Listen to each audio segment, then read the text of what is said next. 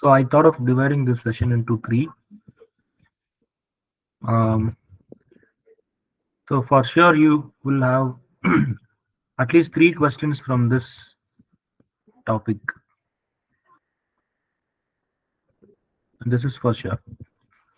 So you will have at least three questions from non-British writers. Is my voice audible? Yes, sir. Okay. Okay. So, so for this session, I have taken only the writers from Africa, especially Nigeria, Zimbabwe, and such kind of countries where there are very numerous writers who write in their indigenous language and translate their works into English. And also, we have writers who write in their native tongue and their works are translated by other writers to English. And we have some Nobel laureates here, and there are also writers who made remarkable change in their society by representing the characters, representing the social structure in their works. We have plays, we have poems, we have short stories, we have novels. So altogether, the African writers, African English writing, African literature is one of the best literary works that we can see um, all over the world, right? So we'll start with the great Chinua Achebe, and he's a Nigerian novelist, poet, and critic. Chinua Achebe அப்படின்னு சொன்ன உடனே நமக்கெல்லாம் first ஞாபகம் வருது என்னது? Things fall Fall apart. apart. Right, very good. Fall apart. Okay, நீங்களாம் அந்த rapid fire round முடிச்சுட்டு எல்லாம் ரொம்ப ஹை ஸ்பிரிட்டடா இருக்கீங்க. We are a little aged and I had 4 hours of class today, so I am little tired. So please reduce your speed to me. That's okay. I'm just joking. Things fall apart. எந்த workல இருந்து அந்த title எங்க இருந்து எடுத்திருக்காரு? Second coming. Very good. Second coming by W.B. Yeats. W.B. Yeats ஓட second கமிங்ல இருந்து எடுத்திருக்காரு. அதுதான் அவரோட first novel, right? First novel published in 1958. And almost all the universities and autonomous colleges in Tamil Nadu would prescribe this novel, Chinua Achebe. Things Fall Apart. Things Fall Apart வந்து கண்டிப்பா எல்லா காலேஜ்லயும் prescribe பண்ணியிருப்பாங்க. At least PG லெவல்லையாவது prescribe பண்ணியிருப்பாங்க. எல்லாருமே படிச்சிருப்போம். இது வந்து ஒரு 20th century ஸ்டோரி. அவரோட இந்த நாவலோட protagonist ஆக்கன்கோ. I am just typing the names in chat box. Please note it down. ஏன்னா பழைய ப்ரீவியஸ் இயர் கொஸ்டின் பேப்பர்ஸ்லாம் நான் கொஞ்சம் ரிவைஸ் பண்ணிட்டு இருந்தேன் இந்த செஷன் ப்ரிப்பேர் பண்ணும்போது. ஸோ அப்போ பார்த்தோம்னா மோஸ்ட்லி இந்த நான் பிரிட்டிஷ் ரைட்டர்ஸ்ல இருந்து கொஸ்டின்ஸ் எப்படி வந்திருக்கு அப்படின்னா,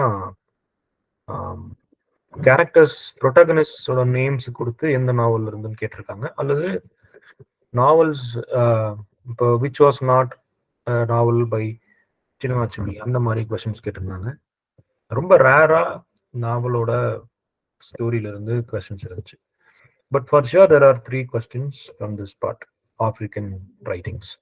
So I'm just giving you the names here, maybe in the important names and important events you can note it down. So Akanko, a very powerful and respected leader of Igbo people of Nigeria, and this novel explores the clash between the traditional Igbo group, Igbo culture, and of course the forces of colonialism that is represented by the arrival of British missionaries.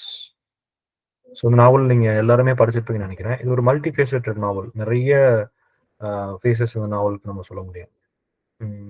ஏன்னா அக்கங்கோ வந்து ரொம்ப ஒரு வைப்ரண்டான ஒரு religious ட்ரெடிஷனை follow பண்ணக்கூடிய ஒருத்தர், அவரோட cultural பிலீஃப்ல இருக்கக்கூடிய ஒருத்தர். கொஞ்சம் நாவலோட மூவ்ல பார்த்தோம்னா ஆக்கன்கோவோட ஓன் சன், அவரோட ஓன் சன் ஓயி நிவோயி என்ன சொன்னமான்னு தெரியல, நிவோயி அக்கன்கோவோட own son, he would convert to Christianity. So ஏன் அதை வந்து அங்க எம்பசைஸ் பண்ணி சொல்லியிருப்பாரு சின்ன அப்படின்னா, that is the power of colonialism that can even make changes with the most cultural people அப்படின்ற மாதிரி அந்த இதில் பார்க்க முடியும். ஸோ அந்த ட்ரெடிஷ்னல் பிலீஃப்லாம் விட்டுட்டு அபேண்டன் பண்ணிட்டு இப்படி மாறும். இன்னொன்று வந்து அந்த நாவலோட எண்ணில் சூசைட் வந்து அந்த அந்த டைம்ல ஆப்பிரிக்கன் கல்ச்சர்ல ரொம்ப ஒஸ்ட் அப்படி இருந்துச்சுன்னா அந்த ஈவில் ஃபாரஸ்ட்ல கொண்டு போய் போட்டு வந்துடுவாங்க. ஸோ அதே மாதிரியான ஒரு டெத்து தான் ஆக்கன் கோப்பும் கிடைக்கும். ஸோ இந்த திங்ஸ் ஃபால் அபார்ட் நாவலில் நிறைய தீம்ஸ் பார்க்க முடியும். Clash of cultures, importance of tradition, role of men and women, power of language, colonialism and religious disputes எல்லாமே இதில் பார்க்க முடியும். Next novel in Chinua Achebe's list is No Longer at Ease. எவ்வளவு பேர் இந்த நாவல் படிச்சிருப்பீங்க தெரியல. No Longer at Ease is another wonderful novel by Chinua Achebe, published in the year 1960.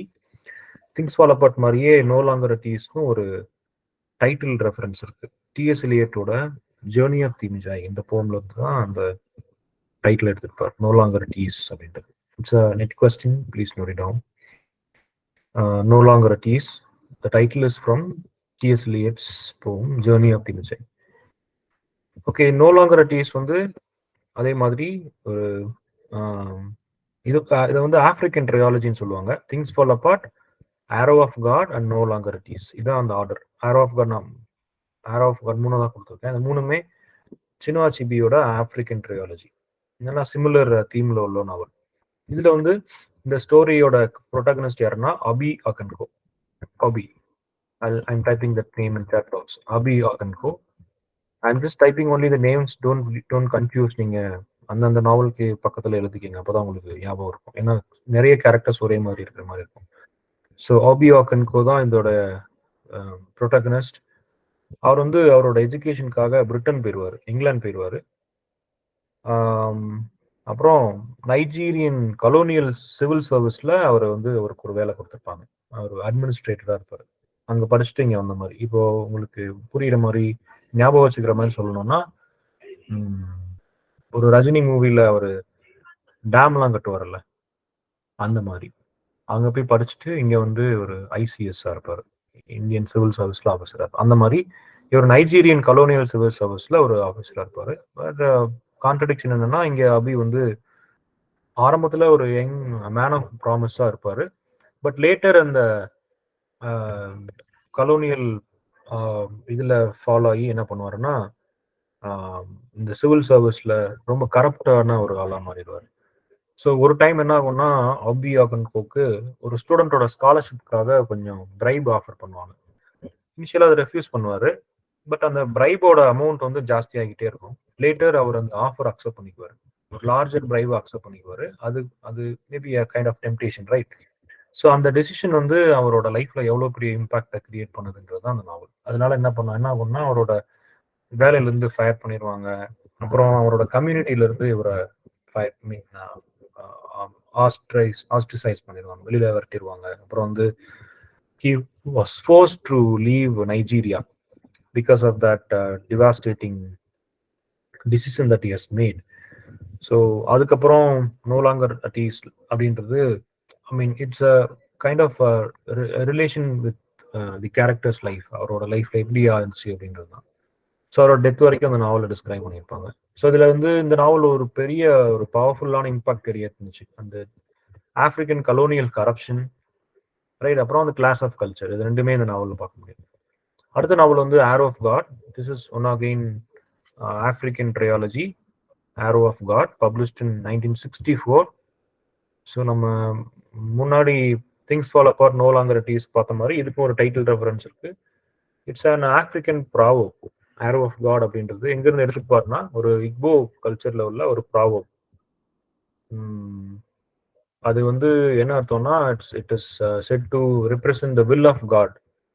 ஒரு ஈவெண்ட் மீன் பண்ற மாதிரி இருக்கும். ஏன்னா இந்த நாவல் கூட ஒரு ரிலீஜியஸ் ப்ரீஸ்ட்டை பத்தி, ஒரு சீஃப் ப்ரீஸ்ட்டை பத்தின ஒரு நாவல் தான் அது.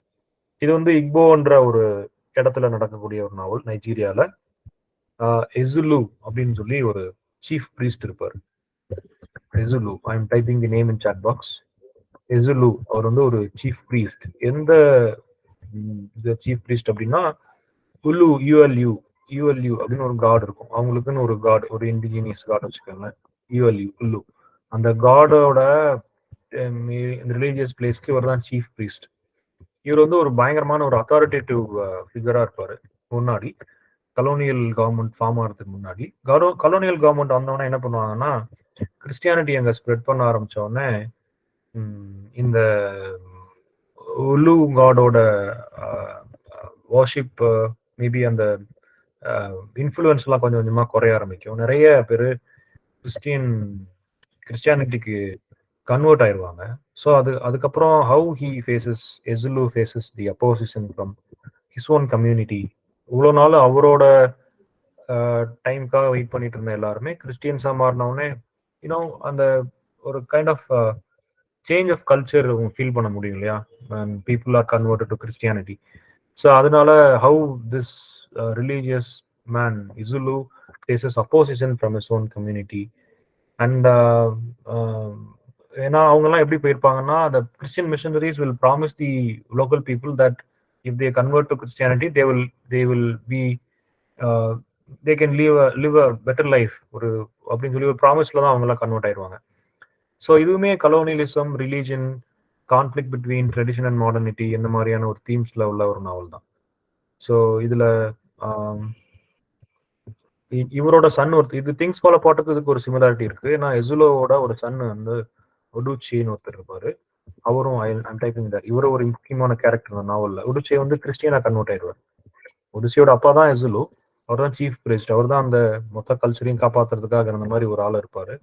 ஆனா அவருமே கிறிஸ்டியனா கன்வெர்ட் ஆயிருப்பாரு. அப்புறம் இவரோட இன்னொரு சன், எல்டஸ்ட் சன் ஒருத்தர் இருப்பாரு. ஒடுச்சியோட எல்டஸ்ட் சன், சாரி இசுலோட எல்டஸ்ட் சன் எடுகோ. இவர் ரொம்ப லாயலான ஒரு சன். இவரை வந்து பிரைப் பண்ணுவாங்க. அப்புறம் இவர் வந்து த்ரெட்டன் பண்ணுவாங்க கிறிஸ்டியனா கன்வெர்ட் ஆகிறதுக்கு. பட் இவர் எதுவுமே பண்ணாம அக்செப்ட் பண்ணாம எசுலோவோட ஒரு ட்ரூத்ஃபுல் சன்னா இருப்பார். ஸோ இந்த மாதிரி இதெல்லாம் முக்கியமான கேரக்டர்ஸ் இதுல.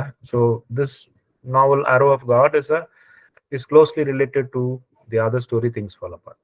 ஸோ இதுக்கப்புறம் A Man of the People, it's a satirical novel published in the year 1966. A Man of the People.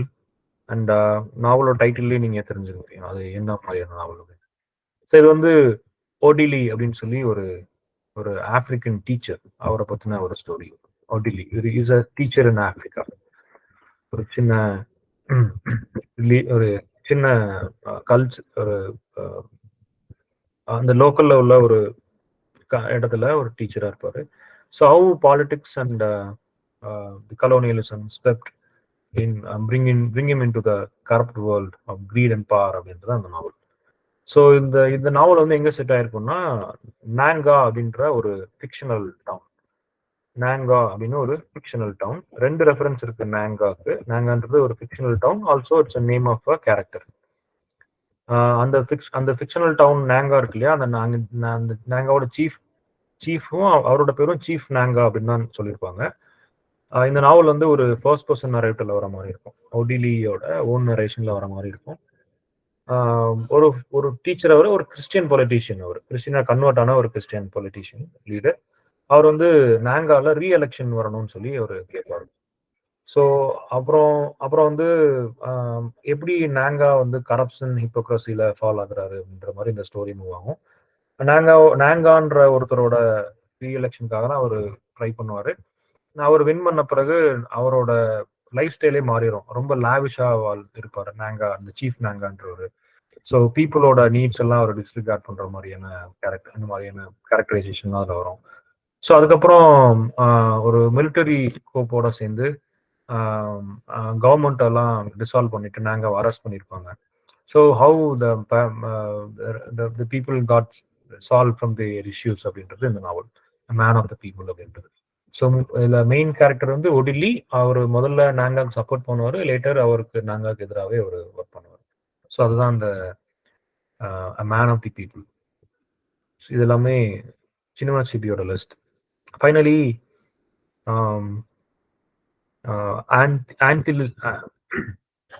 ஆன்டில்ஸ் of the Savannah. இது வந்து ஒரு 1987 வந்த ஒரு நாவல். இதுக்கு முன்னாடி மேன் ஆஃப் தி பீப்புள் சொன்னோம்ல, அது வந்து ஒரு 4 ஷார்ட் ஸ்டோரிஸ் இருக்கு. 4 ways to forgiveness அப்படின்னு சொல்லி. அதுக்கும் இதே டைட்டில் தான், மேன் ஆஃப் தி பீப்புள் அப்படின்னு. 4 ways to forgiveness அப்படின்னு. அது ஒரு 4 ஷார்ட் ஸ்டோரிஸ் இருக்கும். அதுல one of the short stories வந்து man of the people.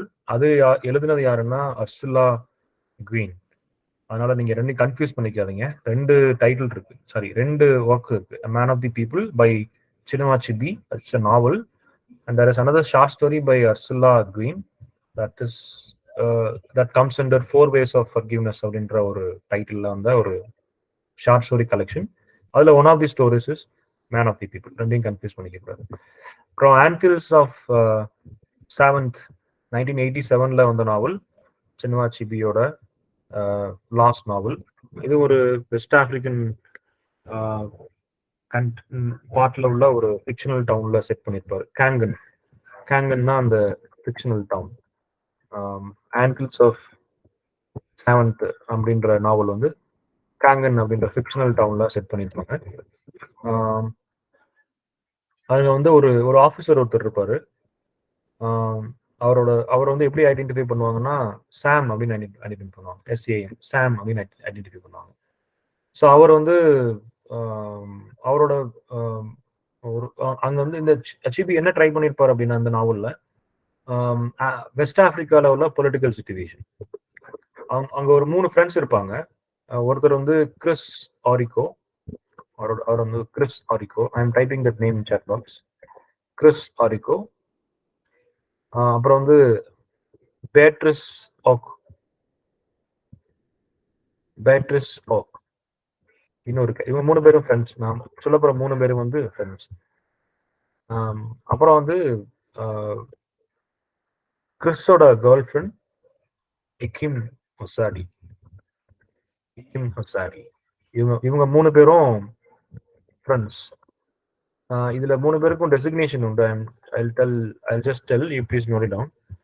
Chris இருக்க வந்து ஒரு commissioner for information. Is an appointed commissioner for information. I hope you are all taking notes. Is a commissioner for information, Chris Orico. Beatrice Oak வந்து an official Ministry of Finance. An official in Ministry of Finance. Chris Oricoவோட girlfriend இக்கிம் ஒசாடி, அவங்க வந்து ஒரு news paper editor. இந்த நாவல் வந்து என்ன சொல்லும் அப்படின்னா the individual consigns and demands of power. இவங்க 3 பேரோட டிராவல் தான் அந்த நாவல். இந்த வெஸ்ட் ஆப்பிரிக்கன் கண்ட்ரி காங்கன் அப்படின்ற இடத்துல இவங்க 3 பேரோட டிராவல். அவங்க வந்து நிறைய பொலிட்டிக்கல் சிச்சுவேஷன்ஸ் எல்லாம் ஐடென்டிஃபை பண்ணுவாங்க. எஸ்பெஷலி எக்கிம் ஒசாடி, அவங்க வந்து ஒரு நியூஸ் பேப்பர் எடிட்டர். அவங்க வந்து பெரிய ஒரு கிரிட்டிக்கல் டிசைனை கிரியேட் பண்ணுவாங்க அவங்களோட ரைட்டிங்ல.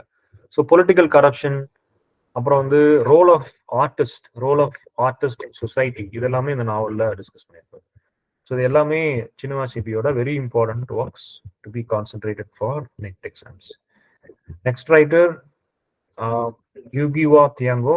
இப்போ ரீசெண்டா நிறைய PhD ஒர்க்ஸ் வந்து இவங்களோட ரைட்டிங்ல தான் பண்றாங்க. Even one of my fellow scholars is doing a PhD in யூகிவா தியாங்கோ. ரொம்ப ஃபேமஸான ரைட்டர். இப்போ ரீசெண்டான டைமிங்ல ரொம்ப ஃபேமஸா வந்துட்டு இருக்காங்க. So Kenyan writer. இவங்க வந்து மாமோ ரெபெலியன் அப்படின்னு சொல்லுவாங்க. மாமோ ரெபெலியன்றது ஒரு 8 years கண்டினியூஸா நடந்த ஒரு ரெபெலியன். அந்த ரெபெலியன் வந்து இவங்களோட நாவல் எல்லாத்துலேயுமே வந்துகிட்டே இருக்கும், சொல்லிக்கிட்டே இருப்பாங்க. இவங்களோடது மட்டும் இல்லை, டியாங்கோடது மட்டும் இல்லை, இன்னும் அடுத்து வரக்கூடிய கென்யன் ரைட்டர்ஸோட ஒர்க்ஸ்லையும் இதை நம்ம பார்க்க முடியும். ஸோ இவங்களோட ஃபர்ஸ்ட் நாவல் நம்ம பார்க்க வேண்டியது Weep Not Child. This novel is a must read novel. நீங்க சான்ஸ் கிடைச்சா கண்டிப்பா அந்த நாவல் படிங்க. It's a really wonderful novel. Published in 1964. இந்த நாவல் வந்து இவங்க ஜேம்ஸ்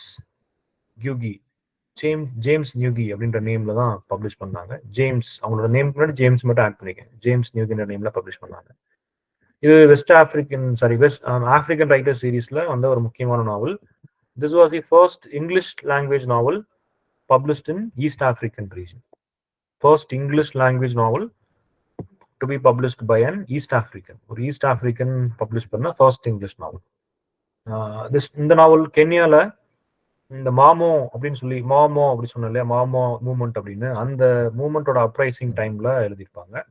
மாமோ அப்ரைசிங்ன்றது ஒரு 8 years struggle against the British colonial, British controlled colonial Kenya especially. Mau Mau Mau Mau uprising or Mau Mau movement அப்படின்றது. இந்த ஸ்டோரி வந்து அது எப்படி ப்ரொனவுன்ஸ் பண்றது, நொரோகி அப்படின்னு ஒருத்தவங்களோட லைஃப் தான் இந்த novel. I am typing that in chat box. Njoroge Njoroge அப்படின்ற ஒருத்தவங்களோட லைஃப் தான் இந்த நாவல். இவங்க வந்து சின்ன பையன், ஒரு கிக்குயூ அப்படின்றது அவங்களோட community name. Kikuyu, I am also typing that in chat box. கிக்குயூன்றது ஒரு கென்யன் கம்யூனிட்டி நேம், கன்ஃபியூஸ் பண்ணிக்காதீங்க. நொரோகி வந்து கேரக்டர் நேம், கிக்குயூ வந்து கம்யூனிட்டி நேம். கிக்கியூ வந்து ஒரு ஒரு ஒரு கென்யன் கம்யூனிட்டி நேம். நொரோகி அந்த கம்யூனிட்டியில் உள்ள ஒரு சின்ன பையன். அவர் வந்து ஸ்கூலுக்கு போகணும்னு ரொம்ப ஆசைப்படுவார். ஃபர்ஸ்ட் டைம் அவர் ஸ்கூலுக்கு போகிறாரு. அங்கே போய் கொஞ்சம் நாள் படிச்சுட்டு இருக்கும்போது அந்த மோமோ அப்ரைசிங் மூமெண்ட் வந்து பொலிட்டிக்கல் மூமெண்ட்டாக ஸ்டார்ட் ஆகி வயலன்ஸில் போய் முடிஞ்சிடும். பெரிய வயலன்ஸாக போய் முடிஞ்சிடும். அந்த வயலன்ஸ் நடந்ததுனால அங்கே ஸ்கூல்ஸ்லாம் க்ளோஸ் பண்ணிடுவாங்க, அவரோட எஜுகேஷன் ஸ்டாப் ஆயிடும். அப்புறம் அவனோட ஃபேமிலியோட is forced to leave from his home, flee from his home out of fear of life. So throughout the novel, நொரோகியோட லைஃப்ல how he witnessed the brutality of colonial government as well as the Mau Mau rebels. மோமோரபிள்ஸையும் அவங்க பாசிட்டிவாக காமிச்சிருக்க மாட்டாங்க. In a way they are supporting for or they are fighting for the federation or liberal government. But still, the violence and brutality of Momo rebels, as well as the colonial government, how brutally they treated people, local people, அப்படின்றதெல்லாம் அந்த இவரோட இந்த character மூலமா படிச்சுட்டே வர முடியும். So it is இந்த this நாவல் எப்படி முடியும்னா, நொரோகி வந்து சூசைட் ட்ரை பண்ணுவார். ஒன் டை சூசைட் அட்டன் பண்ணுவார். அந்த சூசைட் அட்டம்ப்டோட அந்த நாவல் முடியும். அந்த சூசைட் அட்டம்ப்டை வந்து டியாங்கோ எப்படி present பண்ணியிருப்பாங்கன்னா, she presented the suicide attempt of Norogi as a symbolic gesture or a symbolic condition of hopelessness in Kenya. So அதான் வீப் நாட் சைல்டோட ஸ்டோரி. அப்புறம் வந்து அடுத்த நாவல் த ரிவர் பிட்வீன். இதுவும் ஒரு kind of religious novel. River between அப்படின்றது இந்த 2 village இருக்கும் கென்யால. 2 வில்லேஜும் ரைவல்ஸ். ஸோ ஒரு கேரக்டர் வந்து என்ன பண்ணுவாருன்னா, அந்த 2 வில்லேஜையும் சேர்த்து வைக்கிறதுக்கு ட்ரை பண்ணுவார். ஒரு யங் லீடர், அவர் பேர் வந்து வயாக்கி. அவர் வந்து ஒரு religious leader, very young religious leader. And who wants peace between these 2 villages. 2 வில்லேஜோட நேம் நான் சொல்றேன். மாயக்கோ அப்படின்றது ஒரு வில்லேஜ், கமானோ அப்படின்றது இன்னொரு வில்லேஜ். நேம்ஸ்லாம் அப்படிதான் இருக்கும். பட் ஸ்டில் நீங்க ஒரு தடவை பார்த்துட்டு அவங்களுக்கு எக்ஸாம் போகும்போது இந்த நோட்ஸ் கொஞ்சம் பார்த்துட்டு போனீங்கன்னா ஈஸியாக இருக்கும். கேமனோன்றது it's name of one village and மாயக்கோன்றது அனதர் வில்லேஜ். ரெண்டுமே பயங்கரமான ரைவல்ஸாக இருப்பாங்க. இந்த 2 வில்லேஜுக்கும் காமனாக ஃபங்க்ஷன் பண்ணுற ஒருத்தர் தான் அந்த வாய்க்கின்ற ஒருத்தர். அவர் ஒரு ரிலீஜியஸ் லீடர். அவர் வந்து he made lots of sacrifice and he goes through lots of pain to make set peace between these 2 villages. அப்புறம் இதுலயும் கலோனியல் தீம் வரும், Christianity, tribal custom, then how people suffer leaving their identity when they are converted to Christianity. இது எல்லாமே இந்த நாவல்ல பார்க்க முடியும். So இது ரொம்ப டிராஜிக்கா முடியும் இந்த நாவல். கடைசியில இவரை வந்து பிட்ரை பண்ணி அவர் இறந்துருவாரு. ஸோ அது மாதிரி ஒரு அந்த he is killed by his own people who fall into the trap of colonial power. அந்த மாதிரி இந்த நாவல் முடியும். This is also a story of hopelessness. So இது 2வது நாவல். அப்புறம் வந்து grain of wheat. The Grain of Wheat அப்படின்றது another historical novel published in 1967. Grain of Wheat என்ற டைட்டில் வந்து எங்கேருந்து எடுத்திருப்பாங்கன்னா, பைபிள்ல the gospel of Saint John chapter 12 24th வேர்ஸ்ல வந்து எடுத்திருப்பாங்க. அதுல வந்து ஜீசஸ் வந்து ஒரு பேரபிள் சொல்லுவார். பேரபிள் இல்ல, ஒரு எக்ஸாம்பிள் சொல்லுவார். இது இங்கிலீஷ்ல ஞாபகம் இல்லை, தமிழ்ல எப்படி வரும்னா, மண்ணில் விழாத எந்த கோதுமை மணியும் விளைச்சல் தராது அப்படின்னு சொல்லி. இங்கிலீஷ்ல நான் பார்க்கணும்னு நினைச்சேன், பட் கிளாஸ் முன்னாடி பார்க்கறதுக்கு மறந்துட்டேன். Maybe you can refer to English Bible in maybe you can search in Google. 12 Saint John's gospel 24th verseல இந்த வேர்ஸ் வரும், கிரெயின் ஆஃப் வீட் அப்படின்னு. அதுல இருந்து தான் அந்த டைட்டில் எடுத்திருப்பாங்க. கிரெயின் ஆஃப் வீட்ன்றது ஒரு அகைன் ஒரு பொலிட்டிக்கல் ஹிஸ்டாரிக்கல் நாவல்.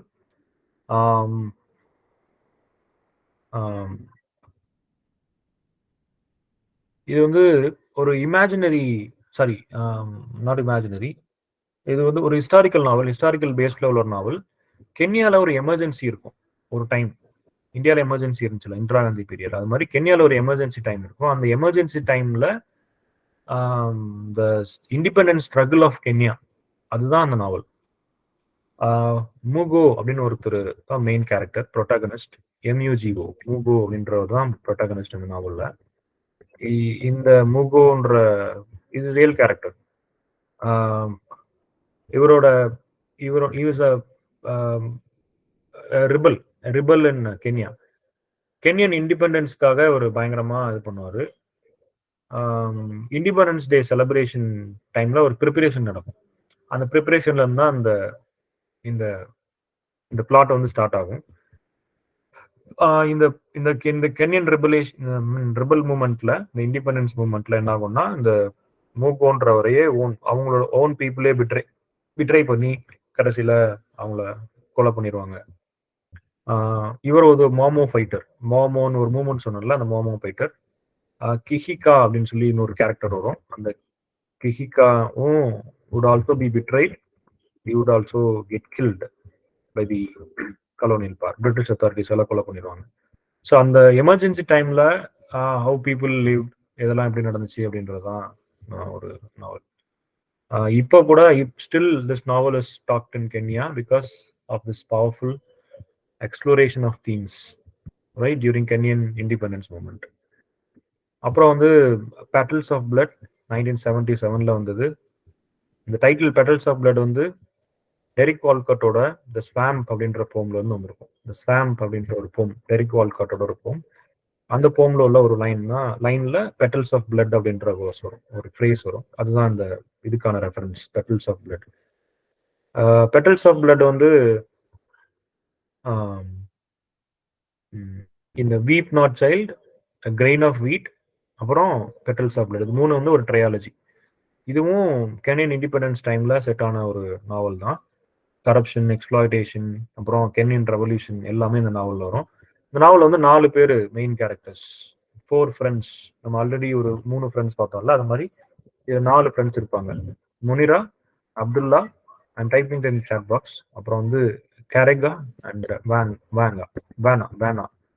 4 பேரும் தான் முக்கியமான characters. I am typing that in chat box, please note. Wanja, yes, J right, Wanja. So இவங்க 4 பேரும் ஃப்ரெண்ட்ஸ் இவங்க. ஸோ இவங்க எல்லாம் வந்து ரொம்ப ஐடியலிஸ்டிக்கா இருக்கக்கூடிய ஒரு ஆளு. 4 பேர். இவங்க ஒரு நியூ கென்யாவை பில்ட் பண்ணணும், not like our the great builder Modi. இங்க உண்மையிலே நியூ கென்யா பில்ட் பண்ணணும், ஒரு அன்லைக் கலோனியல் இம்பாக்ட்ல இருந்து இல்லாம ஒரு நியூ கென்யா பில்ட் பண்ணணும்னு ட்ரை பண்ணுவாங்க. அப்புறம் வந்து ஏன்னா அவங்க என்ன அந்த டைம்ல எப்படி இருக்குன்னா, ஒரு கலோனியல் எரால இருந்து அந்த கலோனியல் டைம்ல இருந்ததுனால ஃபுல்லா கரப்ஷன், எங்கேயுமே கரப்ஷனா இருக்கும். ஸோ அதனால அந்த 4 பேர் என்ன பண்ணுவாங்கன்னா, they decide to take action and what they will do is they will form a secret group and they will name it as people redemption council. உங்க 4 பேரும் சேர்ந்து ஒரு சீக்ரெட் குரூப்பை கிரியேட் பண்ணுவாங்க. நிறைய பேரை சேர்ப்பாங்க. அதுல சேர்த்துக்கிட்டு அதுக்கு பேர் வந்து பீப்புள்ஸ் ரிடம்ஷன் கவுன்சில் அப்படின்னு பேர் வச்சிருப்பாங்க. அதுல ஒரு பெரிய ரெவல்யூஷனுக்காக பிளான் பண்ணுவாங்க. பட் பிளான் பண்ணும்போது இவங்க நிறைய பேர் கூட சேர்த்துக்கிட்டாங்கல்ல, அவங்க எல்லாம் சேர்ந்து இவங்களை பிட்ரை பண்ணிடுவாங்க. And finally all these 4 people will be arrested and imprisoned. So இது வந்து ஒரு டிராஜிக் எண்ட்ல தான் அந்த நாவல் போய் முடியும். ஒரு how native people of Kenya try to build their own nation during colonial era அப்படின்றது இந்த நாவல். ஸோ இது வந்து மூணுமே trilogy. Weep Not Child, River Between and Grain of Weep Not Child, River Between, Weep Not Child, Grain of Wheat and Petals of it, இது மூணுமே trilogy. அப்புறம் Devils on the Cross வந்து another novel by Thiong'o, 1980ல publish ஆன ஒரு நாவல். இந்த நாவலும் இதுக்கு அடுத்து இன்னொரு நாவல் மென்ஷன் பண்ணியிருப்பேன். அந்த நாவல் ரெண்டுமே வந்து Thiong'o translated the mean authors own translation, அவங்க ஓனா டிரான்ஸ்லேட் பண்ண நாவல். இது வந்து ஒரு Kenyan satire, pure satire on Kenyan political and economic system. Neo colonial டைமை சட்டைரைஸ் பண்ண நாவல் அது. After colonialism, maybe after many years after post colonialism, neo colonial கென்யாவை சட்டரைஸ் பண்ற ஒரு நாவல் அது.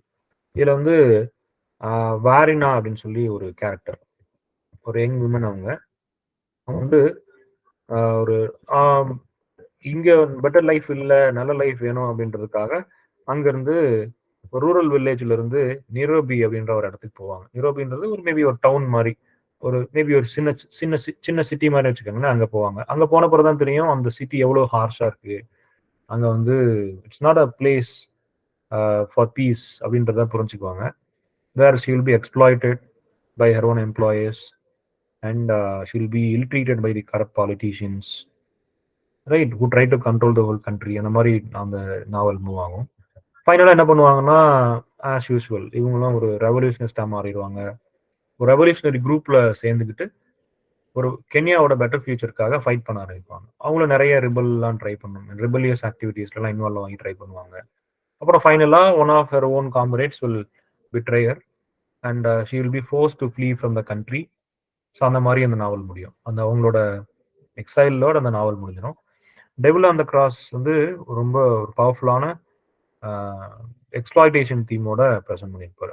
ஆப்பிரிக்கன் கென்யன் நியோ கொலோனியல் கென்யாவை ரொம்ப பியூட்டிஃபுல்லா டிஸ்கிரைப் பண்ணியிருப்பாரு.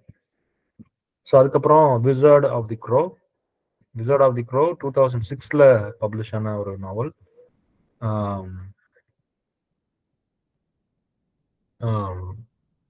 இது வந்து ஒரு ப்ரீ ரிப்பப்ளிக் ஆஃப் கென்யா அதை வந்து மீன் பண்ணி எழுதியிருப்பாங்க.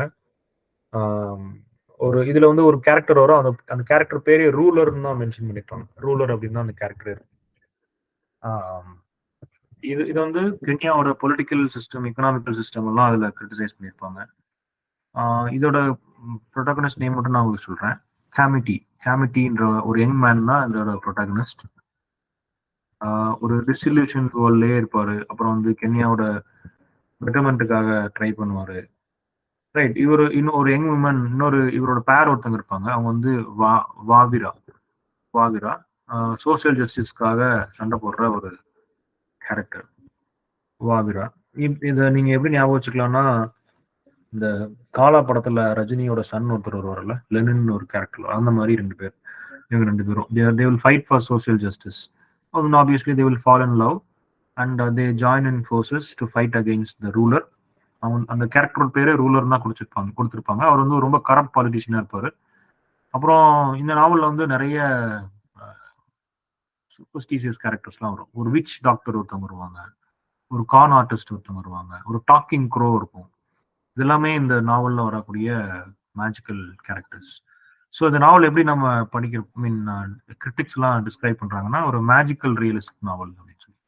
So this novel is full of magical realism. ஏன்னா அதுல நிறைய ஃபனி எலமெண்ட்ஸ் எல்லாம் இருக்கும். அப்புறம் வந்து characters like witch doctor, con artist and talking crow இதெல்லாம் இருக்கிறதுனால ஒரு மேஜிக்கல் ரியலிஸ்டிக் நாவல் அப்படின்னு சொல்றோம். So wizard of the crow is a novel of magical realism. அப்புறம் இந்த பிளாக் ஹெர்மிட், இது வந்து ஒரு பிளே. ஃபர்ஸ்ட் 1962ல பெர்ஃபார்ம் பண்ணாங்க இந்த பிளேவை, த பிளாக் ஹெர்மிட் அப்படின்றது. அப்புறம் வந்து புக்கா வந்து 1982ல பப்ளிஷ் பண்ணாங்க. இது கென்யாவோட இண்டிபெண்டன்ஸ்க்காக நடக்கிற ஒரு ஃப்ரீடம் ஸ்ட்ரகிள் தான் அந்த பிளேல கொடுத்துருப்பாங்க.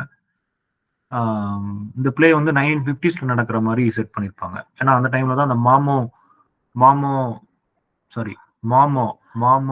மூமெண்ட் அது ஸ்டார்ட் பண்ணி நடந்துட்டு இருக்கும், அப்ரைசிங்ல இருக்கும்.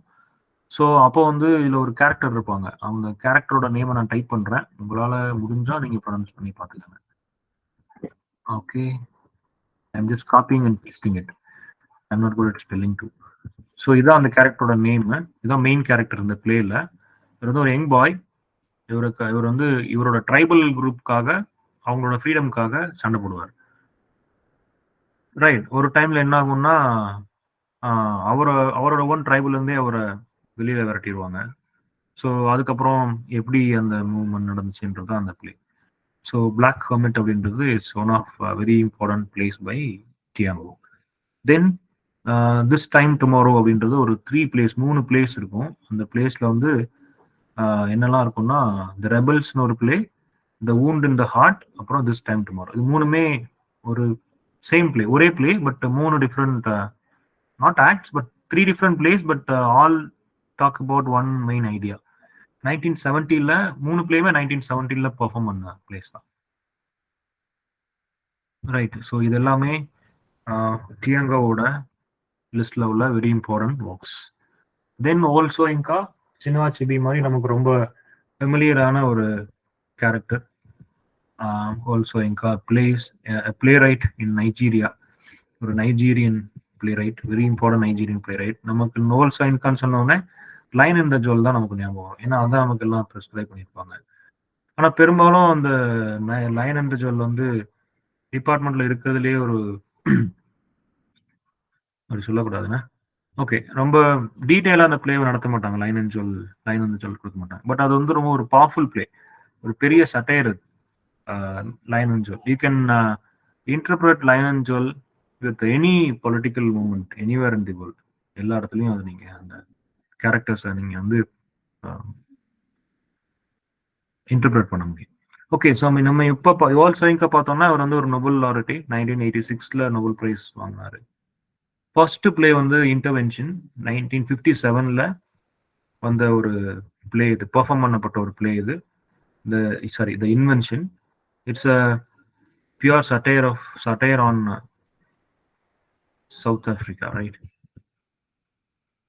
யா, the pure satire on South Africa. The invention. Okay, இது வந்து ஒரு ஒன் ஆக்ட் பிளே. இது இதை வந்து ஜோஹன்ஸ்பர்க்ல தான் செட் பண்ணியிருப்பாங்க. Johannesburg capital of South Africa, அங்கே தான் செட் பண்ணியிருப்பாங்க. ஸோ இதில் ரேசிசம், கலோனியலிசம் எல்லாமே வரும், அப்புறம் சயின்டிஃபிக் ரேசிசம் கூட வரும். ஏன்னா இந்த பிளே வந்து எப்படி இருக்கும்னா, நான் பிளேயோட ஸ்டோரி உங்களுக்கு சிம்பிளாக சொல்கிறேன். ஒரு group of scientist, Britain scientist, இவங்களாம் என்ன பண்ணுவாங்கன்னா, பிரிட்டன் மட்டும் இல்லை, யுனைடெட் ஸ்டேட்ஸ், பிரிட்டன் சயின்டிஸ்ட், அப்புறம் சவுத் ஆஃப்ரிக்காவில் இருக்கக்கூடிய கலோனியல் சயின்டிஸ்ட், இவங்கெல்லாம் சேர்ந்து ஒரு லேபை செட் பண்ணுவாங்க. அந்த லேப்ல வந்து என்ன பண்ணுவாங்கன்னா, சோப் ஆஃப் ட்ரூத் அப்படின்னு ஒரு ஆப்ஜெக்டை கண்டுபிடிக்கிறதுக்கு ட்ரை பண்ணுவாங்க. நான் டைப் பண்றேன், நோட் பண்ணிக்கோங்க. சோப் ஆஃப் ட்ரூத் அப்படின்னு ஒன்று கண்டுபிடிப்பாங்க. கண்டுபிடிக்க மாட்டாங்க, ட்ரை பண்ணுவாங்க. அந்த சப்ஸ்டன்ஸ் வச்சு என்ன பண்ணணும்னு நினைப்பாங்கன்னா, அந்த சப்ஸ்டன்ஸை யாராவது தொட்டாங்கன்னா அவங்களோட ரேஷியல் ஐடென்டிட்டி தெரிஞ்சிடும். அவங்க ஒயிட்டா இல்ல ஹாஃப் ஒயிட்டா இல்ல யாருன்றது அவங்களுக்கு தெரிஞ்சிடும். அப்படி கண்டுபிடிக்கிற மாதிரி ஒரு சப்ஸ்டன்ஸை அவங்க கண்டுபிடிக்க ட்ரை பண்ணுவாங்க.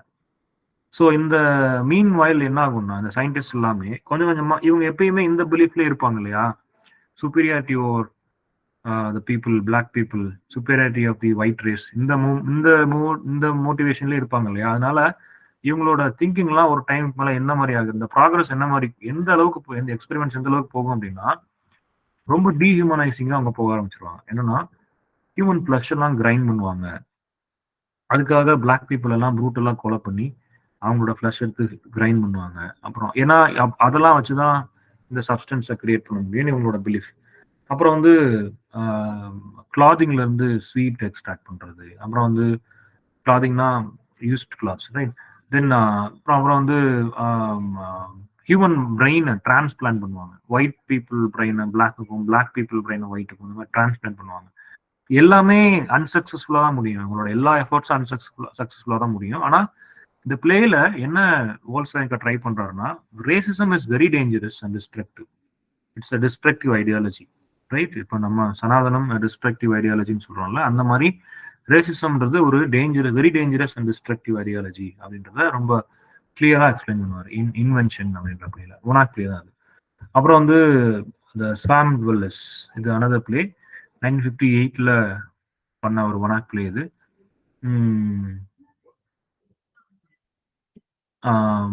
இந்த இதுலயும் ஃபேமிலி ட்ரெடிஷன், ஆப்பிரிக்கன் ட்ரெடிஷன் எல்லாமே, அப்புறம் வந்து ஓல்டு பீப்புள், நியூ ஐடியாலஜிஸ், இதோட கான்ஃபிளிக்ட் இதெல்லாமே அழகா சொல்லியிருப்பாரு. இதோட ப்ரொட்டாகனிஸ்ட் வந்து இக்விசு அப்படின்றதான் ஒரு ப்ரொட்டாகனிஸ்ட். இவங்க வந்து ஒரு யங் மேன், சிட்டியில இருக்க முடியாம அங்க போய் ஒரு லைஃப் வாழணும்னு நினைச்சிட்டு வாழ முடியாம திரும்ப ரிட்டர்ன் வந்து இங்க இருக்கக்கூடிய ஒருத்தர். அவங்க ரிட்டர்ன் வருவாங்க. அவங்க அவர் வந்திருக்கும் போது அவரோட ஃபாதர், அவரோட பேர் வந்து மேக்குரி, சின்ன கேரக்டர் தான் அது. MAKURE மேக்குரி. அவர் வந்து ஒரு பார்பர்.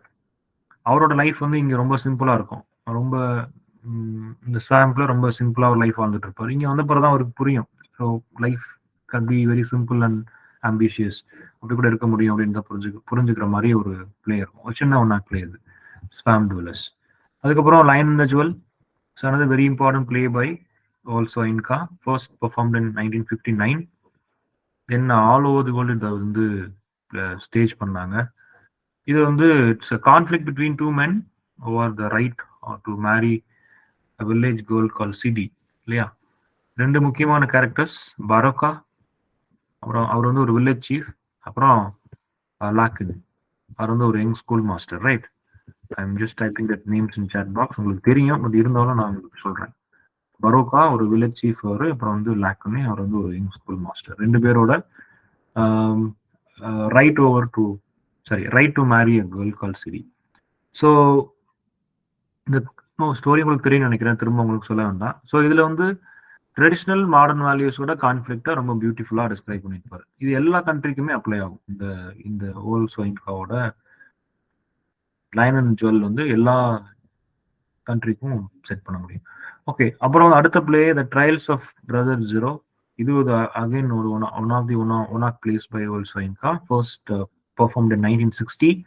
இது ஒரு சட்டையர், ரிலீஜியஸ் ஹிப்போக்ரஸியை சட்டைரைஸ் பண்ணியிருப்பாரு. ரைட், இங்க வந்து ஒரு ஒரு ஒரு முக்கியமான கேரக்டர் யாருன்னா brother zero. Right, brother zero அவரோட ஃபாலோவர்ஸ் கொஞ்சம் பேர் இருப்பாங்க. அவங்களோட ஸ்டோரியும் இங்க சொல்லியிருப்பாங்க. பிரதர் ஜீரோ அவரோட பேரு. இவர் இந்த பிளே எப்படி ஆரம்பிக்கும்னா, பீச்ல ஒரு நாள் பிரதர் ஜீரோ வந்து உட்காந்துருப்பாரு. அவரோட ஃபாலோவர்ஸ் எல்லாம் கொஞ்சம் பேர் இருப்பாங்க, லேகாஸ்ல இருப்பாங்க. அவங்களுக்காண்டி இவர் வெயிட் பண்ணிட்டு இருப்பாரு. இவர் வந்து is a self proclaimed profit. தன்னைத்தானே சொல்லிக்குவார், ஐம் அ ப்ராஃபிட்னு சொல்லிக்குவாரு. அப்புறம் என்ன சொல்லுவாருன்னா, நான் என்னால் நிறைய இந்த மாதிரி பாவர்ட்டி, அப்புறம் பேட் லக்கு, இதுக்கெல்லாம் எனக்கு எலிமெண்ட் கொடுக்க முடியும், நான் என்னால் காப்பாற்ற முடியும் அப்படின்னு சொல்லி இவர் சொல்லிட்டு இருப்பாரு. முதல்ல எல்லாரும் இவர் நம்புவாங்க. ரொம்ப இவரோட ஃபாலோவர்ஸ்லாம் யாருன்னா லைஃப்ல ரொம்ப டெஸ்பரேட் ஆனவங்க, எல்லாம் நிறைய ஃபெயிலியரை அட்டன் பண்ணவங்க தான் இவரோட ஃபாலோவர்ஸாக இருப்பாங்க. இவர் சொல்றதெல்லாம் உண்மையை நம்பிட்டு இருப்பாங்க. பிளே போக போக என்ன ஆகும்னா, ஜெரோவோட ஹிப்போக்ரஸி தெரிய ஆரம்பிச்சிடும். கொஞ்சம் கிராஜுவலா ரிவீல் ஆகும். அப்புறம் இவரோட ஃபாலோவர்ஸ் எல்லாம் கொஞ்சம் கொஞ்சமா how brother Jero is interested in money and power rather than helping people, how he is interested in increasing his wealth அப்படின்றத புரிஞ்சுக்குவாங்க. லேட்டர் அவர் கவர்டா இருப்பாரு. அப்புறம் is afraid of his own actions, consequences of his own actions, அதெல்லாம் கொஞ்சமா reveal ஆக ஆரம்பிக்கும். So கடைசியில் பிளேயோட எண்டில் வந்து ஒரு ஃப்ராட்னு சொல்லி இவரை எக்ஸ்போஸ் பண்ணி இவரை வெளியில் விரட்டி விட்டுருவாங்க. அந்த மாதிரி இந்த பிளே வந்து முடியும். ஸோ இது ரிலீஜியஸ் ஹிப்போக்ரஸியை எக்ஸ்பிளைன் பண்ணுற ஒரு play. Then after that dance of the forest, அது 1960 பெர்ஃபார்ம் பண்ண ஒரு பிளே. இது எங்கே ஃபர்ஸ்ட் எங்கே பெர்ஃபார்ம் பண்ணாங்கன்னா, நைஜீரியன் இண்டிபெண்டன்ஸ் டே அன்னைக்கு இதை பெர்ஃபார்ம் பண்ணாங்க. இந்த பிளே ஃபர்ஸ்ட் டைம் வந்து நைஜீரியன் இண்டிபெண்டன்ஸ் டே 1960 அப்போ அதை பெர்ஃபார்ம் பண்ணாங்க. இது வந்து ஒரு ஃபாரஸ்ட்ல செட் பண்ணியிருக்கிற மாதிரியான ஒரு பிளே இது. அந்த ஃபாரஸ்ட் ஹெட், அவங்களோட நிறைய கேரக்டர்ஸ்லாம் கொஞ்சம் வருவாங்க. இது வந்துட்டு ட்ரெடிஷன், மாடர்னிட்டி இது எல்லாத்தையுமே இதில் எக்ஸ்பிளைன் பண்ணியிருப்பாரு.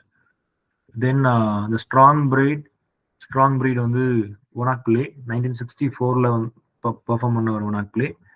இது வந்து ஒரு ட்ராஜிக் எண்டில் முடிகிற மாதிரியான ஒரு பிளே இது. இந்த ட்ரைபல் ரிச்சுவல்லாம் இருக்குல்ல, அது how they are disturbed and how they are eventually leave out of their tribal ritual அப்படின்றது தான் அந்த பிளேயோட ஸ்டோரி.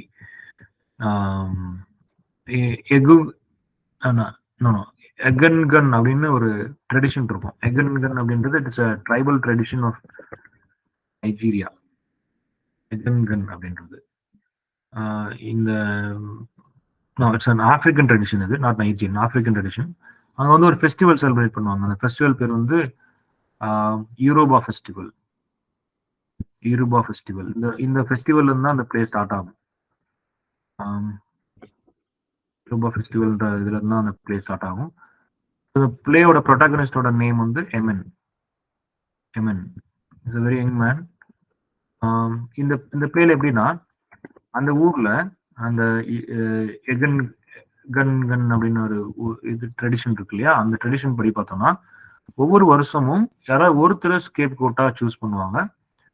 சூஸ் பண்ணி அவங்கள வில்லேஜ்ல இருந்து சாக் பண்ணுவாங்க, அப்புறம் வந்து அல்லது எக்ஸைல் பண்ணுவாங்க. என்ன பிலீஃப்னா, அவங்க போகும்போது அந்த வில்லேஜோட எல்லா இல்லோமன் ஐடியாஸ் இல்லை அது எல்லாமே அவங்களோடயே போயிடுது அப்படின்னு சொல்லி அவங்க பிலீவ் பண்ணுவாங்க. ஸோ எமன் வந்து இது ஒன்னா பிளே தானே, ஒரு சீன் தான் காமிக்க முடியும். ஏன்னா இதுல வந்து எமன் வந்து அந்த இயர்ல அவர் தான் ஸ்கேப் கோட், அவர் தான் அங்க வந்து செல் பண்ண ட்ரை பண்ணுவாங்க.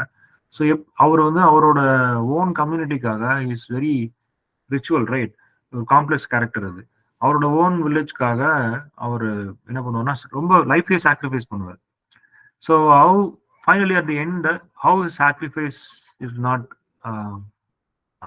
ப்ராப்பர்லி டேக்கன், அது வந்து ஒரு மீனிங்லெஸ்ஸாக போயிடும். அந்த மாதிரி நாவல் இந்த பிளே முடியுது. ஸோ ஸ்ட்ராங் பிரீட் வந்து அந்த மாதிரி ஒரு தீம் எக்ஸ்பிளைன் பண்ற ஒரு பிளே. ஸோ இது எல்லாமே ஆல்சோ இன்காவோட லிஸ்ட் ஆஃப் ஒர்க்ஸ். அப்புறம் டெத் அண்ட் கிங்ஸ் ஹார்ஸ்மன் 1975ல வந்தது. தென் இன்டர்பிரட்டர்ஸ், அது வந்து ஒரு நாவல் ரைட். இன்டர்பிரட்டர்ஸ்ன்றது ஒரு நாவல். அது there are a few novels by Olsoinka. This is one such. 3 novels இருக்கு Olsoinka லிஸ்ட்ல. இன்டர்பிரட்டர்ஸ் வந்து ஒன் ஆஃப் தி நாவல்ஸ். இந்த death of the king's horseman அது ஒரு பிளே. அது சொல்லலை இல்லை அவங்களுக்கு. 1976ல ஒரு பிளே பெர்ஃபார்ம் பண்ண ஒரு பிளே. அது கலோனியல் பீரியட்ல செட் பண்ணியிருக்கிற மாதிரியான ஒரு பிளே. அதோட முக்கியமான கேரக்டர் யாருன்னா எலிசின் ஒபா. அவர் வந்து யாருன்னா கிங்கோட ஹார்ஸ்மேன். அந்த ட்ரெடிஷன் படி கிங்கோட டெத்துக்கு அப்புறம் அந்த ஹார்ஸ்மேன் வந்து சூசைட் பண்ணிக்கணும், அதான் அவங்களோட ரிச்சுவல். ஸோ எலிசன் வந்து இங்க எப்படி இருக்கும்னா, அவர் ஒரு ஸ்ட்ராங் கல்ச்சுரல் பிலீஃப் உள்ள ஒரு ஆளு. இதுவும் ஒரு காம்ப்ளெக்ஸ் கேரக்டர். முன்னாடி ப்ரீவியஸ் பிளேல பார்த்தோம் அது மாதிரி இதுவும் ஒரு காம்ப்ளெக்ஸ் கேரக்டர். ரொம்ப ஸ்ட்ராங் கல்ச்சுரல் பிலீஃப் உள்ள ஒருத்தர். But at the same time one way ஒரு சைட்ல is very strong in is duty to his king because his king is dead, so he should also come and choose. நம்ம உள்ள சத்தி மாதிரி வச்சுக்கோங்களேன். In other way is very font for his wife அலோண்டே. அலோண்டேன்றது இவரோட ஒய்ஃபோட name. அவங்க ஒரு powerful character இந்த பிளேல. அலோண்டே மேல ரொம்ப ஒரு அன்கண்டிஷனல் லவ்ல இருப்பாரு. ஸோ இந்த பிளே வந்து எப்படி என்ன மாதிரி மூவ் ஆகும்னா, it's conflict between individual and society. The society wanted Elesin to commit suicide, but individually Ellison is in love with his wife Olunde. So அந்த கடைசியில் பண்ணிக்குவார். ட்ரெடிஷ்னல் வேல்யூ தான் வின் பண்ணும், அவர் சூசைட் பண்ணிக்குவார். So the suicide is a reminder of the importance of values. அதுக்காக இந்த பிளேவை ப்ரெசென்ட் பண்ணியிருப்பார். அதுக்கடுத்தது 3மே novels. The interpreters Olsoinka one of the novel, 3 novels. First இங்கிலீஷ்ல தான் எழுதிட்டு அதுக்கப்புறம் நிறைய லாங்குவேஜஸ்ல டிரான்ஸ்லேட் பண்ணாங்க. 1960ல போஸ்ட் இண்டிபெண்டன்ஸ் நைஜீரியாவை ஃபோக்கஸ் பண்ண ஒரு நாவல். அங்கே வந்து ஒரு சிவில் வார் நடக்கும். லாகஸ் அப்படின்ற இடத்துல ஒரு சிவில் வார் நடக்கும். அந்த சிவில் வார்ல ஒரு group of 5 men and the return from foreign country to Nigeria after their studies. They're all intellectuals, right? Intellectuals, artists, and how they are struggling to find peace in Nigeria, new Nigeria, where they are forcefully involved in pre-civil war era. அதுதான் அந்த நாவலோட story. அந்த 5 பேரோட character மட்டும் நான் சொல்றேன், நீங்க note பண்ணிக்கோங்க. எக்போ, நான் டைப் பண்றேன் கேரக்டர்ஸ் நேம், அப்புறம் டிஸ்கிரைப் பண்ணும்போது நீங்க நோட் பண்ணி. எக்போ வந்து ஒரு டாக்டர் ரொம்ப மெட்டீரியலிஸ்டிக்கா இருக்கக்கூடிய ஒரு doctor. Corruption complete 100% corrupted character. Then Sagoe வந்து ஒரு journalist. I'm only typing the names of characters, நீங்க பக்கத்துல ஹைஃபன் போட்டு அவங்களோட டிஸ்கிரிப்ஷன் எழுதிக்கோங்க. எக்போ வந்து டாக்டர், சாகோ வந்து ஜேர்னலிஸ்ட். ஒரு பெரிய ரைட்டர் ஆகணும்னு சொல்லி ஒரு பெரிய ஒரு ராசியோட இருப்பார். அப்புறம் வந்து கோலா வந்து ஒரு ஆர்டிஸ்ட். அவரும் ஒரு ஃபெயில்டு ஆர்டிஸ்ட், ஒரு அன்ரெகனைஸ்ட் ஃபெயில்டு ஆர்டிஸ்ட். அப்புறம் வந்து டென்பா இவங்க வந்து நிறைய மேல் டாமினேஷன்ல சஃபர் ஆகிட்டு இருக்கக்கூடிய ஒரு லேடி, ஒரு கேர்ள். அப்புறம் வந்து முயிவா. முயிவா ஒரு again another young man full of promise, but he would he would have his own problems. He would create his own problems and suffer. Right, அது மாதிரியான ஒரு கேரக்டர்ஸ். இந்த மாதிரி இதுல இந்த கேரக்டர்ஸ்ல எதை இன்டர்பிரட் பண்ணோம்னா identity, alienation, search for meaning, right. அந்த அப்புறம் வந்து how they are corrupted with the materialistic attitude in the newly independent country. இதெல்லாமே இந்த நாவலோட முக்கியமான பாயிண்ட்ஸ். ஸோ அந்த கேரக்டர்ஸ் ஞாபகம் வச்சுக்கோங்க. Maybe you may expect questions from the characters. அப்புறம் season of anomy by Soyinka in 1973, second novel. இது வந்து ஒரு அன்நேம்டு ஆப்பிரிக்கன் கண்ட்ரியில செட் பண்ணியிருப்பாங்க. இதில் கேரக்டரோட நேம் வந்து ஒஃபி. ஒஃபி, ரைட். வந்து இது வந்து ஒரு search for place, search for meaning மாதிரி, சர்ச் ஃபார் கொஸ்டின் சொல்லுவாங்கல்ல, அந்த மாதிரி மீனிங்ல உள்ள ஒரு நாவல் சீசன் ஆஃப் அனாமின்றது. இதில் நிறைய தீம்ஸ் இருக்கும். ஐ மீன் இது ஒரு dull boring novel, right. Then finally chronicles from the land of the happiest people on earth 2021 வந்த ரொம்ப ரீசெண்டான நாவல் இது. இது வந்து ரீசன்ட் நாவல். அது ஒரு பொலிட்டிக்கல் சட்டையர். இது நைஜீரியன் கவர்மெண்டோட கரப்ஷன் பத்தி பேசிட்டு இருக்கக்கூடிய ஒரு பியூர் பொலிட்டிக்கல் சட்டையர். இது நைஜீரியாவோட ஒரு இமேஜினரி வெர்ஷனாக தான் அதை சொல்லியிருப்பாரு. ஒரு குரூப் ஆஃப் பீப்புள் இருப்பாங்க, அவங்கெல்லாம் சேர்ந்து இந்த கவர்மெண்டோட கிரைம் எல்லாம் எக்ஸ்போஸ் பண்ற மாதிரி இந்த நாவல் இருக்கும். நாவல் 3 பார்ட்டா பிரிக்கிறாங்க. I will tell you the parts, நீங்க அதை மட்டும் நோட் பண்ணிக்கோங்க. ஃபர்ஸ்ட் பார்ட் வந்து தி ஹாப்பியஸ்ட் கெனி. First part of this novel is the happiest கெனி. அப்புறம் வந்து இந்த பார்ட்ல வந்து ஐரோ அப்படின்னு ஒரு இமேஜினரி பிளேஸ், ஒரு கண்ட்ரி, மீன் இந்த என்னன்னா ஆப்பிரிக்கால ஒரு கண்ட்ரி, அந்த கண்ட்ரி ஒரு இமேஜினரி பிளேஸ் இது ஐரோ அப்படின்னு. அந்த இடத்த வந்து இன்ட்ரடியூஸ் பண்ணுவார். எப்படி இன்ட்ரடியூஸ் பண்ணுவார்னா ஒரு யூட்டோப்பியா மாதிரி இன்ட்ரடியூஸ் பண்ணுவார். Happiest place, happiest people live on earth is in Aiyero அப்படின்ற இடத்த இன்ட்ரடியூஸ் பண்ணுவார். அந்த இடம் வந்து இந்த எர்த்ல ஹாப்பியஸ்ட் பீப்புள்லாம் அங்கே தான் இருக்கிறாங்க அப்படின்னு சொல்லி இன்ட்ரடியூஸ் பண்ணுவார் ஃபர்ஸ்ட் பார்ட்ல. அந்த டிஸ்கிரிப்ஷன் தான் நல்லா இருக்கும். அந்த எப்படி அவங்க அந்த இடம் இருந்துச்சு அதெல்லாம் டிஸ்கிரைப் பண்ணுவார். Maybe like Eden garden and heaven. Then second part வந்து த பாடி பார்ட்ஸ் ட்ரேட். இதுல வந்து இது யூட்டோப்பியா கிடையாது, நான் உங்களுக்கு ஒரு புரியத்துக்காக சொன்னேன். இந்த ஹாப்பினஸ் ஜெனே அப்படின்றதுல அந்த பிளேஸோட டிஸ்கிரிப்ஷன் இருக்கும். ஸோ அதுல என்ன சொல்லியிருப்பாருன்னா அந்த பிளேஸ் எப்படி இருந்துச்சு சொல்லுவார். அப்புறம் வந்து happiest people on the earth live in ஐரோன்னு சொல்லுவார். Second part the body parts ட்ரேட்ல ஐரோவோட டார்க் சைட், அதர் சைட், அங்க அந்த கவர்மெண்டோட டார்க் சீக்ரெட்ஸ்லாம் என்ன அப்படின்றதுலாம் சொல்லுவார். அங்க வந்து என்ன பண்ணுவாங்கன்னா ஹியூமன் பாடி பார்ட்ஸை இல்லீகலா ட்ரேட் பண்ணுவாங்க. இது எல்லாமே செகண்ட் பார்ட்ல ரிவீல் பண்ணுவார். தேர்ட் பார்ட் வந்து த விசில் ப்ளோவர். விசில் ப்ளோவர் அப்படின்றது a group of men who find the secret of the place Airo, where all these kind of illegal transaction happen, body parts of human being. இந்த இதெல்லாம் எப்படி பண்றாங்கன்னா கண்டுபிடிச்சு whistle ப்ளோவர்ன்ற பார்ட்ல அதை எப்படி எக்ஸ்போஸ் பண்றாங்க அப்படின்றத காமிப்பார்.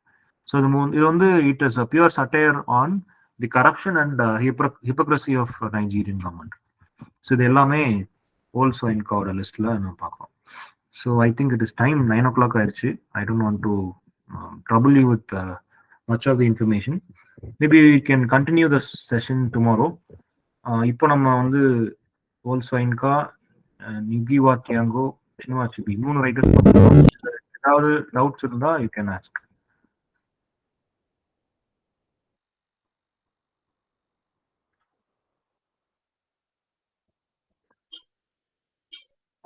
சார், நைஜீரியால ஒரு வார் நடந்துருக்குல்ல, அந்த வார் நேம் என்ன? எந்த வார்மா?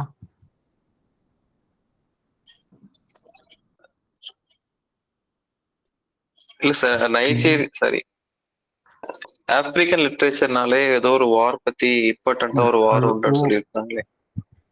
ஓ, அது it's a movement, it's a name of a movement. அதானே கேக்குறீங்க? அந்த ஓ மூமெண்ட்னு சொன்னல, ஓ ஆஃப் ஸ்ப்ரிங் அப்படின்னு. Yes sir. அதுதானே கேக்குறீங்க? எஸ் சார், கொஞ்சம் டைப் சேட்ல போடுங்க. நான் உங்களுக்கு அது சாட் பாக்ஸ்ல போடுறேன்.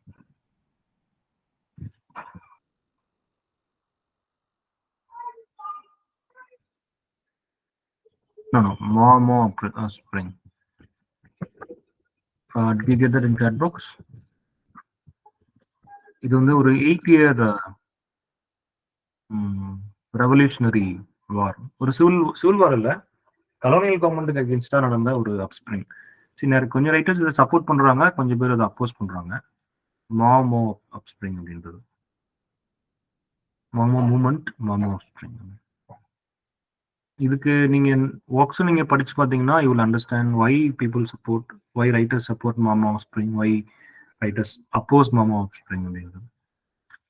ஸோ இட்ஸ் ஜஸ்ட் லைக் நீங்க மணிப்பூர் இஷ்யூ எடுத்துக்கிட்டீங்கன்னா அந்த மாதிரி தானே. 2 பேர் கேட்கறதுமே கரெக்ட் தான்.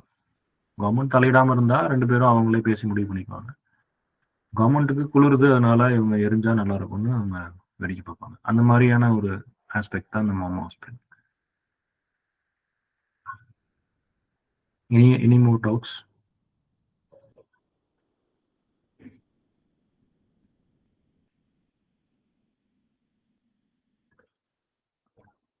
Or you can, even if you have any doubts, please note it in a paper. You can ask me tomorrow.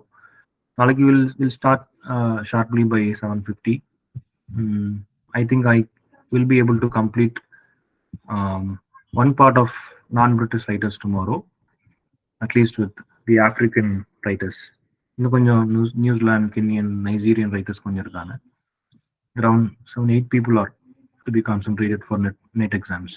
So அது முடிச்சதுக்கு அப்புறம் we can move on to the other writers, Canadian, Australian, அந்த மாதிரி கொஞ்சம் Jewish, அந்த மாதிரி கொஞ்சம் other writers பார்க்கலாம். That will take up another session. So as per my plan, we'll have it for 3 sessions, non-British writers. Right? So we'll line it up today. We'll call it a day. We'll meet tomorrow. Thank you. Thank you, sir. Thank you, sir.